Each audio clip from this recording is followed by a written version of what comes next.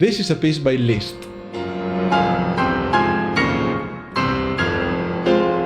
And this is Beethoven.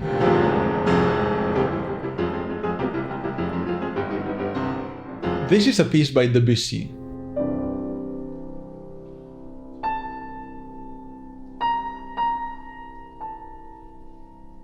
And this is Beethoven.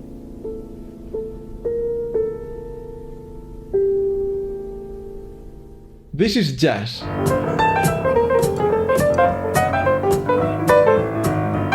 And this is Beethoven.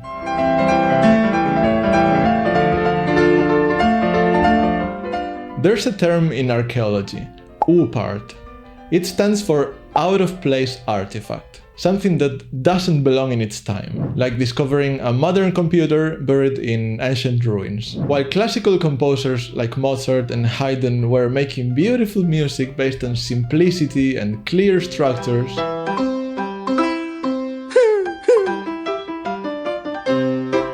there was a man sitting alone in a dark room in Vienna, and he was churning out ooparts. His musical ideas wouldn't make sense at least for another century, sometimes more. And he was deaf, but that didn't prevent him from hearing the sounds of the future.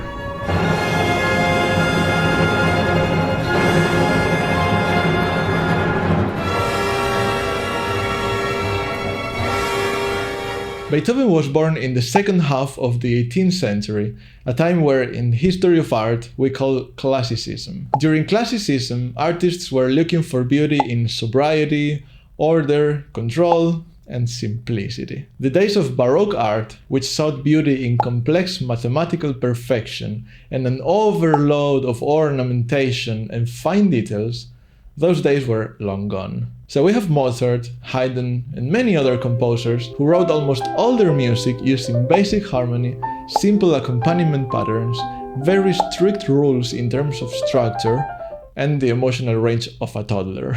So at the same time Haydn was writing this,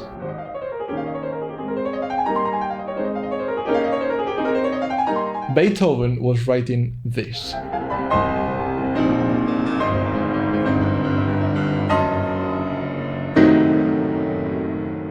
He was the first composer who wanted music to be pure emotion, not maths and details, not simplicity, just pure, raw human emotion. And if you listen to his sonatas in order, you'll feel a transition from the classical sobriety of Haydn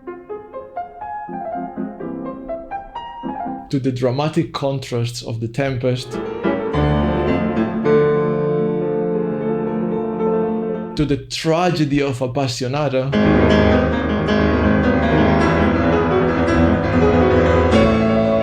to whatever the hell this is.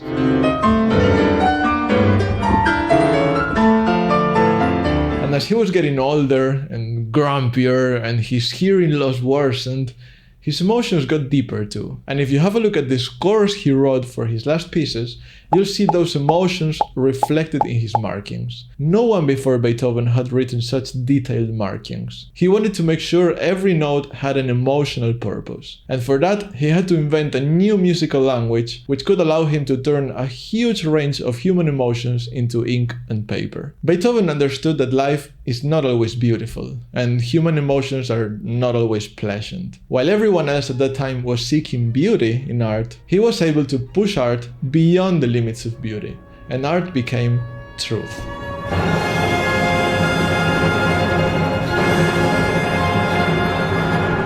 Not only did Beethoven push the limits of musical expression, he also tried to go beyond what was physically possible at the time. To put you in context, at the time Beethoven was writing his first pieces, an average piano couldn't go lower than this F or higher than this F.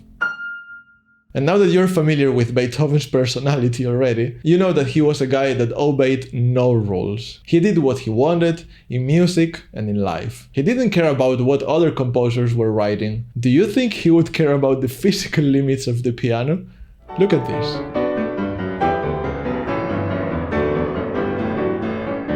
So it's easy to see that he wanted those low notes doubled with an octave too. We have absolutely no reason to believe he wouldn't have added them if he could. It wouldn't have made sense to write those notes at the time, because they were physically impossible to play. But it makes more sense with those notes. Why suddenly cut the power of the bass line in half when we are playing a crescendo, right? So Beethoven didn't write that sonata for the present, for his present. He wrote it for the future.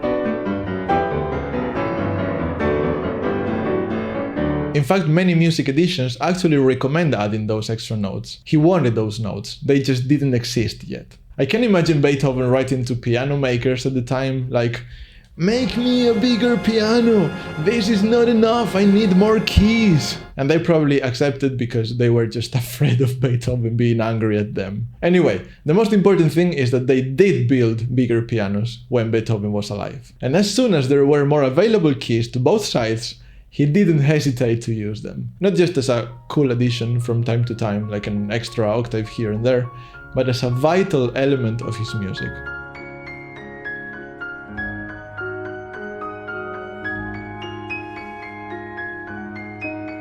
Those extra notes allowed him to explore new ways to make music even more expressive and with even bigger contrasts, not only in dynamics, but now in register too. By the time Beethoven wrote his latest pieces, the most advanced pianos at the time had a huge range. Enormous advances were made in very few years. Now they reached from this C to this C.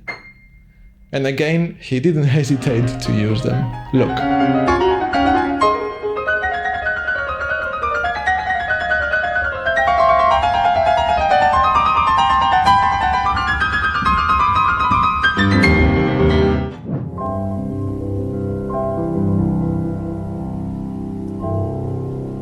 This sonata is in C major, which is very convenient because he could use the lowest and the highest note of his piano. But can you guess what happens in this sonata, which is in B flat major?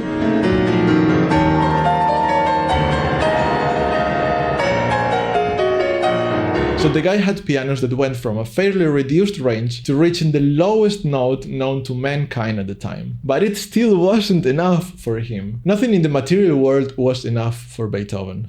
Art wasn't human enough, music wasn't expressive enough, and pianos were definitely not big enough. Everyone else was living in the 1800s, but Beethoven was living in the 22nd century.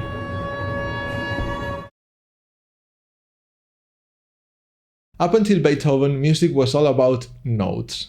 In classical sonatas, fingers used to fly through scales and arpeggios, accompaniments were light, and slow movements had long, beautiful melodies. Everyone else was focusing on this, but no one paid attention to this.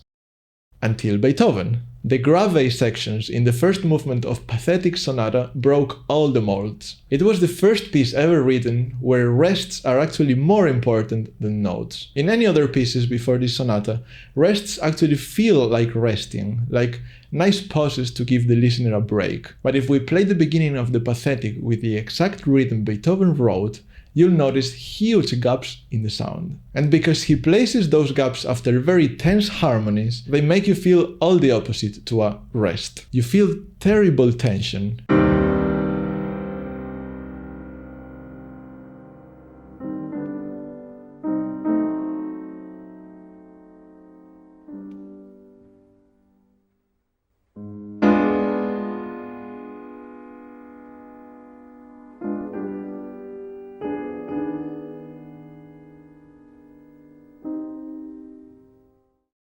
In fact, by the end of the movement, not only he creates the same gaps on the fourth beat, but he swaps each first thumping chord for dramatic pauses.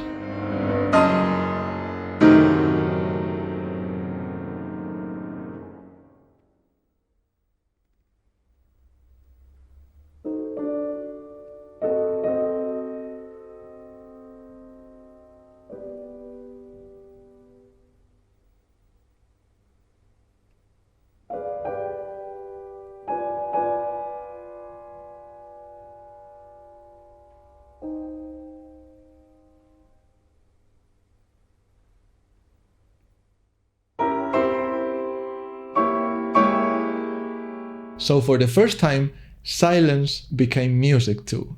And this opened the door for Chopin, and for Liszt, and for many other composers from the following centuries to use silence as a vital, dramatic element in music, and not just as a rest.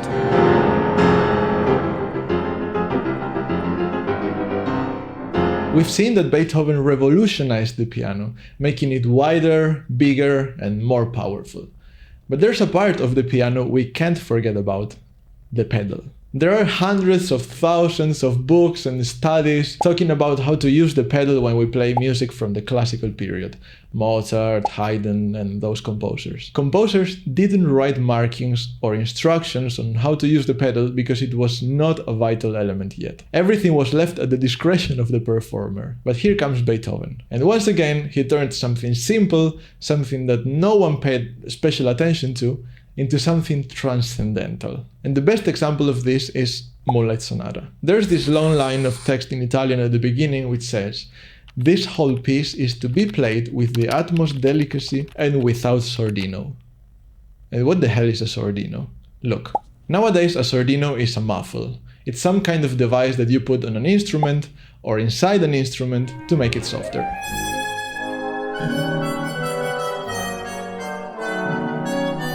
Modern upright pianos have a sort of sordino too. This felt curtain that serves the purpose of protecting your head against your downstairs neighbor's baseball bat when you're practicing Prokofiev for 6 hours a day. But this is not what Beethoven called a sordino. In those times, opening the dampers, what we nowadays call pressing the pedal, was called playing without sordino. And closing the dampers, or playing without pedal, was called playing with sordino. So what Beethoven is basically asking us to do is hold the pedal for the whole piece without ever changing it.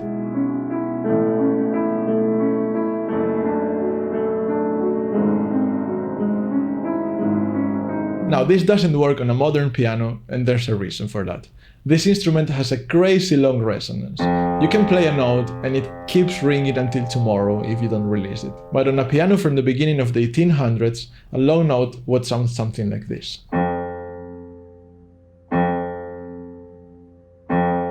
Strings were much weaker, much shorter, and much thinner. And there wasn't a huge soundboard or a wide resonance box like in this instrument. 5 years ago, I had the opportunity to play a replica piano from Beethoven's time, and of course, Moonlight Sonata was the first thing I had to try. I opened the dampers, I pressed the pedal, which wasn't actually in the foot, it was on the knee, which was interesting, and I played the whole movement without ever cleaning the pedal. And that was one of the most shocking musical experiences I've had in my life. The music that came out of that instrument was so ethereal, and at the same time it was dark.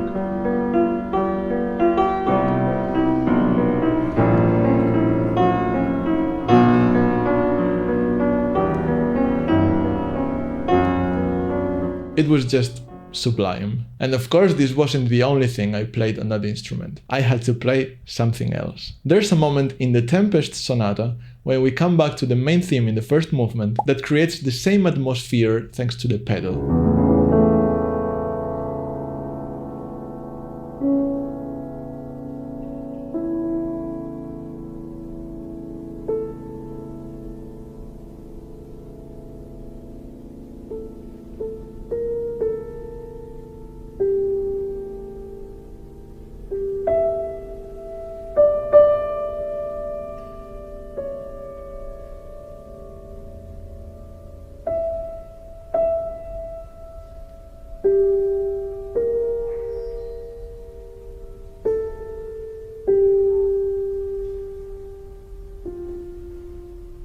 To put things into perspective, Debussy wrote this in 1905. Debussy is considered a composer who revolutionized music, who discovered new sounds, new resonances, new atmospheres, and even a new piano technique which involves lots of pedal, blurrier sounds, and a softer touch. But what most people seem to forget is one undeniable truth. Beethoven was there 100 years earlier. And we've already seen 4 examples where Beethoven figured out how music was gonna evolve in the following 100 years. He made the piano bigger, He figured out Romanticism, he figured out Impressionism, but there's a single piece with which Beethoven went 150 years straight ahead, and he even broke the barriers of classical music. Hold on to your socks.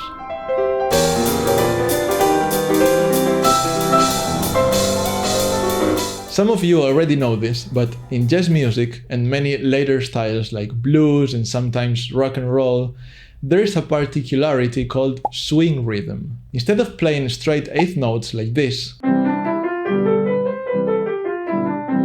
jazz musicians make every first note a bit longer and every second note a bit shorter.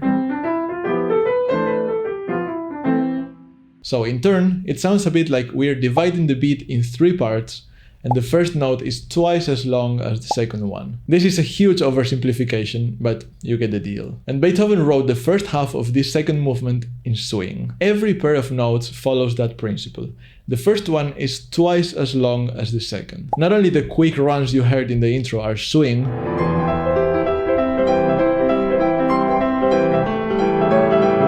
but this is swing too. And this is swing too.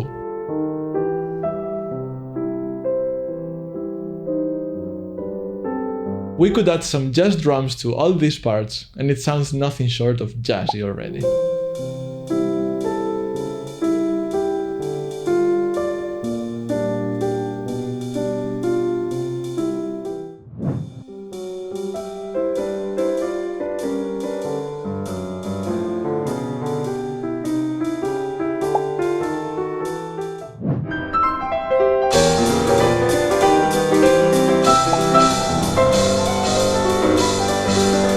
But like I said, this is just the tip of the iceberg. There are many other elements that you can find in this sonata that are also standard elements in today's modern music. Let's dive into this rabbit hole together. First of all, syncopation. Look at this.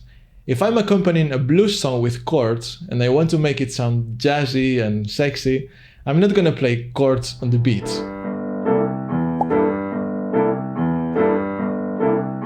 But what happens if I just play those chords half a beat earlier or half a beat later so that they don't fall on the beat?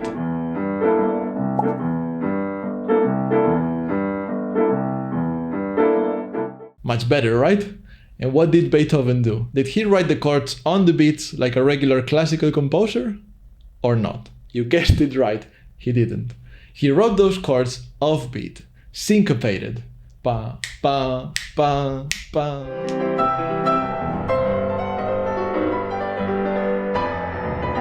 And that's another point for Beethoven. Let's keep going. Let me show you something super cool. Let's say you want to improvise a jazz solo and you don't know where to start. Well, one of the easiest things you can do is what I call flirting around the chord notes. Imagine that you're in C major. The C major chord has 3 notes, C, E, and G. But instead of building your solo on them, which would be predictable and boring, you're gonna find a couple of surrounding notes for each one above and one below.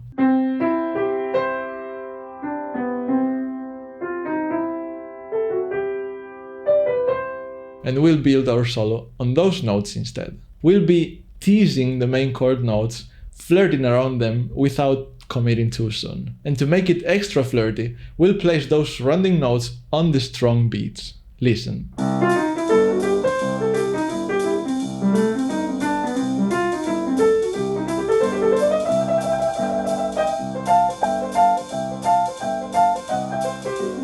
And now look at what Beethoven does. He uses a lot of these flirty notes, and guess what? He places them on strong beats for extra effect.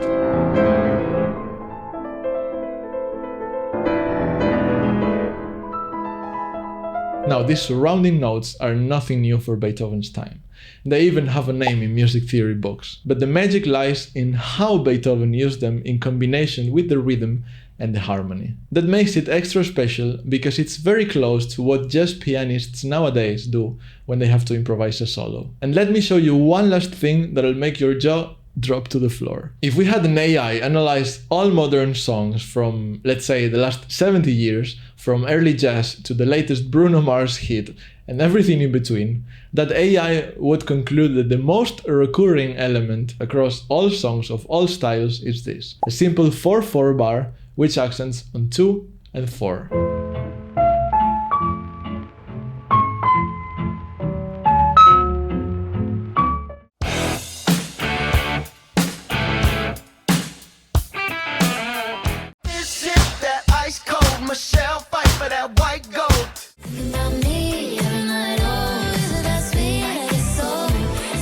And now that you know this, let me draw your attention to these sforzato markings. They look kind of out of place and weird if you don't understand what they mean. But if we actually stretch the music, what is Beethoven actually telling us?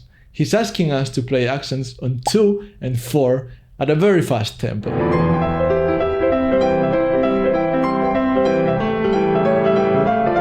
This single measure hides the essence of all the music you listen to nowadays. Beethoven revolutionized music on every level. He created new ways of musical expression, pushed piano technique to the absolute limit of his time, and smashed through the boundaries of the piano as an instrument. He predicted Romanticism, he predicted Impressionism, and everything beyond classical music. His last piano sonata isn't just music, it's a message. It's a message to humanity, a message that says, here's the future of music, the future of art. And one day, when music and art come to an end, there will be nothing left but silence.